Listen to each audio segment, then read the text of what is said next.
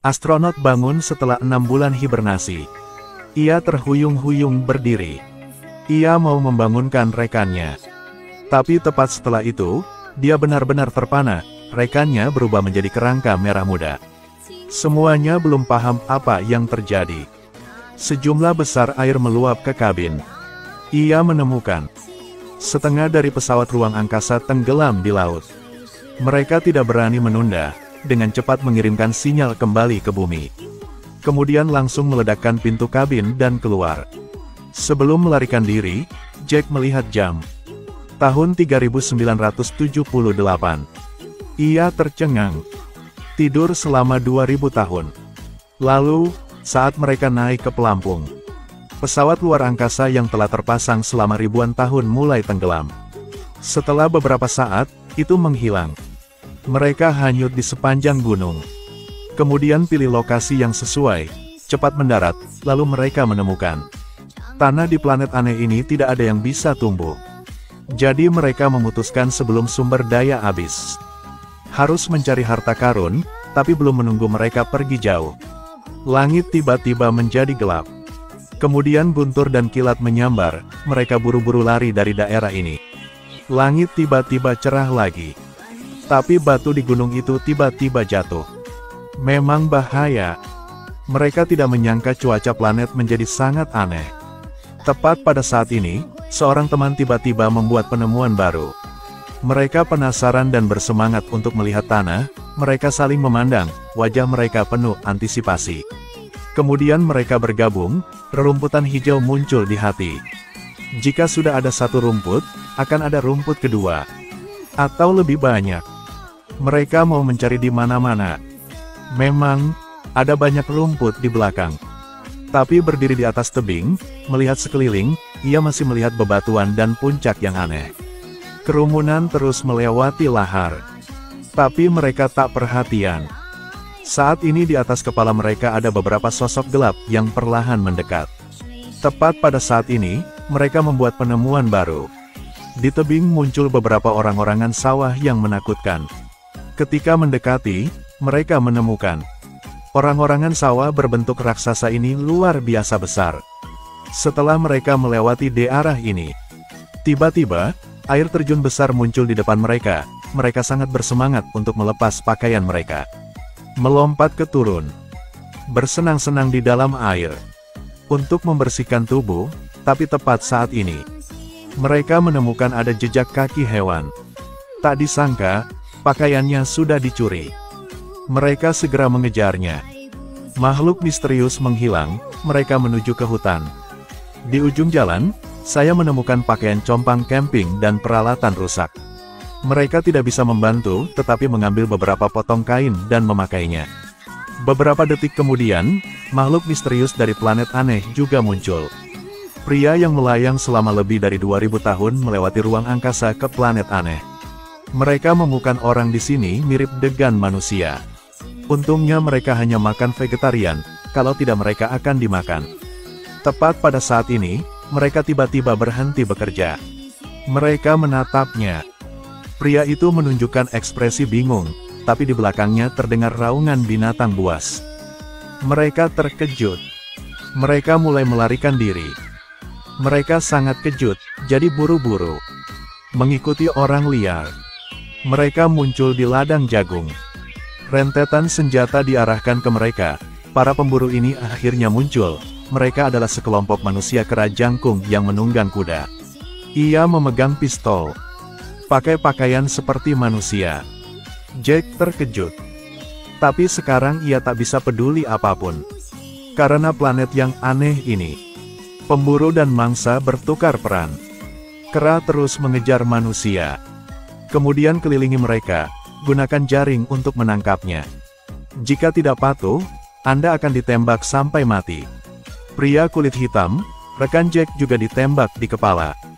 Mati di tempat itu. Ketika Jack melompat ke lubang lumpur untuk melarikan diri. Sayangnya, kera menembaknya di leher. Mereka dengan cepat menyelesaikan perburuan. Orang tergantung terbalik di atas panggangan seperti binatang. Menunggu dibunuh. Sang pemenang pun memamerkan kemenangannya. Ayo tersenyum. Jack dibawa ke kota kera. Setelah perawatan sederhana, dia dikurung di kebun binatang. Tapi sebelumnya, mereka harus dibersihkan. Melakukan hal itu dianggap sebagai hewan peliharaan standar. Pakaian aneh Jack menarik perhatian semua orang. Ialah dokter yang baik. Ia akan memberikan permen dan makanan ringan untuknya, karena Jack terluka. Bahkan nggak bisa ngobrol. Hanya bisa berkomunikasi melalui bahasa isyarat, tetapi Profesor Kera mengira dia meniru monyet. UTK berpura-pura ngobrol. Bagaimanapun, manusia hanyalah makhluk terendah. Mereka adalah kata-kata yang berbahaya bagi planet ini. Mereka mengambil alih sumber daya hutan. Mereka juga mencuri hasil pertanian yang mereka tanam. Jadi Jack tak menjelaskan apapun.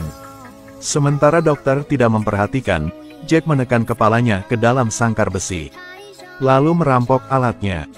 Penjaga keamanan melihat ini dan menyerbu ke dalam kandang besi. Ia memukulnya. Lalu ambil buku catatan di tanah. Tetapi setelah dokter membaca catatannya, ia sangat terkejut. Tulisan tangan yang tertulis di atasnya sangat indah. Lihatlah mata cerdas Jack. Dia merasa Jack bukan orang buruk. Lalu dia mengantar Jack pulang ke rumahnya. Pacar dokter merasa kejut. Karena kebenaran yang dikatakan Jack sangat mengerikan. Sebagai seorang arkeolog, dia hanya mempercayai kebenaran. Manusialah yang berevolusi dari kera purba tingkat rendah. Jack menandai di mana dia mendarat di peta. Mereka tercengang saat menemukan. Itu adalah zona terlarang planet ini. Mereka belum mengatakan apa-apa, profesor itu bergegas masuk dengan pasukan. Menghadapi status Jack sebagai astronot. Ia menghinanya.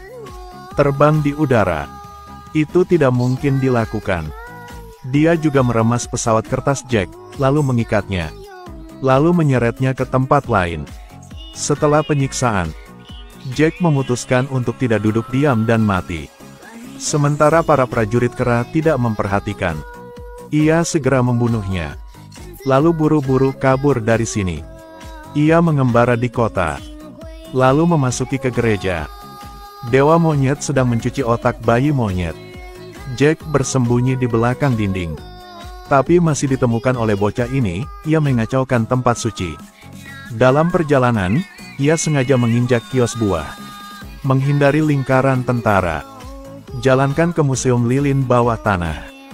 Dia terkejut saat mengetahui bahwa patung lilin di sini semuanya terbuat dari manusia. Teman kulit hitamnya akan dibuat menjadi patung juga.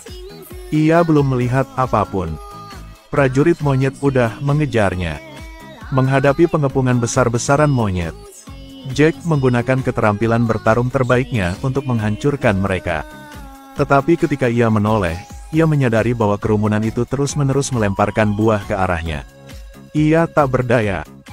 Jika saya memiliki pisau sekarang, saya akan berubah menjadi ninja buah di kehidupan nyata. Jack buru-buru menghindarinya. Lambat laun ia jatuh ke posisi lemah. Ditangkap olehnya. Tapi dengan gerakan Jack, para monyet tercengang. Jangan sentuhku.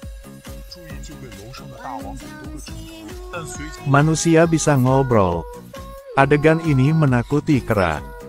Tepat setelah itu, dia dibawa ke sebuah ruangan. Tempat ini meskipun tata letaknya sederhana, tapi Jack masih bisa menemukan. Itu adalah sidang, ide konyol muncul. Melihat Profesor Kera berbakat, Jack ada ide yang baru. Kera membuka persidangan untuknya. Lagi pula, mereka adalah hewan tingkat terendah, berbicara dengan mereka dalam bahasa. Dokter tidak bisa menerima kenyataan ini. Jack mencoba membenarkan. Ia menyebut diri seorang astronot. Ia bukan orang di sini. Tapi bagi orang lain, kata-katanya menggelikan. Makhluk rendahan seperti manusia berani terbang ke udara. Memang fantas. Untuk membuat Jack menyerah, mereka membawanya ke markas budak untuk menemukan kaki tangannya. Jack segera mengenali temannya di tengah keramaian. Tapi di hadapan panggilan Jack, ia seperti orang pendiam. Jadi mendorongnya. Saya terkejut mengetahui bahwa teman saya menjalani operasi otak oleh kera ini. Sekarang ia tanpa sadar. Jack sangat marah. tapi dihentikan oleh tentara. Tidak heran dia dikurung di dalam sangkar. Beruntung dibantu oleh dokter wanita, Jack bisa lolos dari penjara. Pada titik yang penting, Jack tak lupa. Ia mau membuktikan kepada dokter. Dia memutuskan untuk memimpin mereka ke tempat terlarang untuk menemukan kebenaran. Ketika melihat tanda orang-orangan sawah, Jack bersemangat. Saat ke sana, ada 3 orang. Tapi sekarang cuma tersisa ia aja. Setelah menggali sebentar, mereka menemukan sebuah gua di tepi laut. Ini juga merupakan tempat di mana dokter dulu melakukan arkeologi. Tapi tepat saat ini, profesor itu memimpin kawanan kera untuk menyusup ke sini. Jack melihatnya. Ia tanpa ragu menembaknya. Kemudian mengarahkan pistolnya ke profesor. Dalam keputusasaannya, sang profesor hanya bisa mengusir para prajurit. Dan dia menjadi sandera Jack. Mereka menyerahkan kuda itu kepada profesor. Kemudian naik ke gua misterius. Hampir semua yang ada di sini telah digali. Dokter memamerkan fosil kera purba. Penelitian membuktikan bahwa kera pada tahun itu belum berevolusi. Di sampingnya ada boneka. Jack juga menemukan gigi dan kacamata orang di samping. Bahkan alat pacu jantung buatan. Fakta telah membuktikan bahwa peradaban manusia mendahului kera. Apalagi jauh lebih maju. Dokter masih belum percaya. Tepat saat ini, boneka tiba-tiba ngomong. Tindakan ini segera membuat mereka takut. Tiba-tiba terdengar suara tembakan di luar. Mereka buru-buru lari keluar. Melihat tentara yang baru saja mundur dan merangkak mendekat. Jack juga bertarung dengan mereka. Lalu menembak dengan tentara.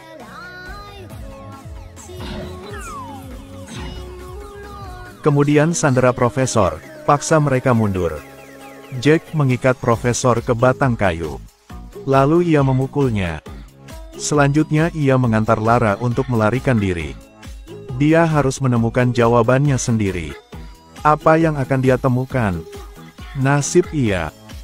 Jack dan Lara mengendarai kuda di tepi pantai. Seperti pasangan dalam dongeng. Tapi tiba-tiba, Jack menemukan apapun. Ia tak berdaya. Kok udah pulang? Memang gila. Kalian merusak segalanya.